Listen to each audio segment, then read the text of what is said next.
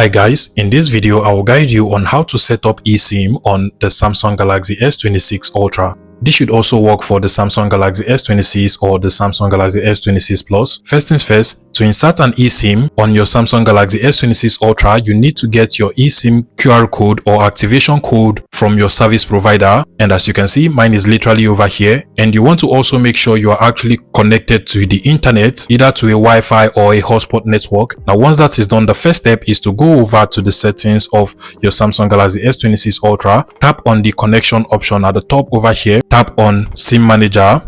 Now at this point, you're going to see the add an eSIM option over here. Go ahead and select that. And after some seconds, you'll be asked whether you want to transfer an eSIM from another Android device or Galaxy device to your Samsung Galaxy S26 Ultra, or just scan a QR code. In my case, I'll just go ahead and select on the scan a QR code option. If you do have an activation code at the bottom, you should also see the activation code option. But in my case, I do have a QR code, so I'll just scan the QR code by placing it at the bottom of my Samsung Galaxy S26 Ultra, just like so.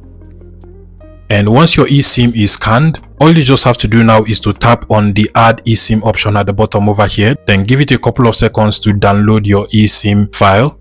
Just after that, you will now be required to rename your SIM cards. Currently, I do have one physical SIM and an eSIM which we have just entered into the Samsung Galaxy S26 Ultra. I'm just going to leave them exactly like this. Tap on the next button at the bottom. You will also be required to select the SIM card which you want to set for calls. You can go ahead and select either the eSIM or any SIM card you want. Then tap on the next button over here and then also select the SIM card you prefer for messages as well. In my case, I will select the eSIM and then just tap on the next button. Finally, the SIM which you prefer for mobile data, I will go ahead and select the eSIM as well. Then tap on the done button at the bottom over here and you're good to go. If you want to add more than one eSIM, you can go ahead and redo the whole process by tapping on the add an eSIM option. But keep in mind that you cannot have more than 2 SIM cards on your Samsung Galaxy S26 Ultra. And I hope this video was helpful. Please let me know in the comment section and subscribe to this YouTube channel, guys.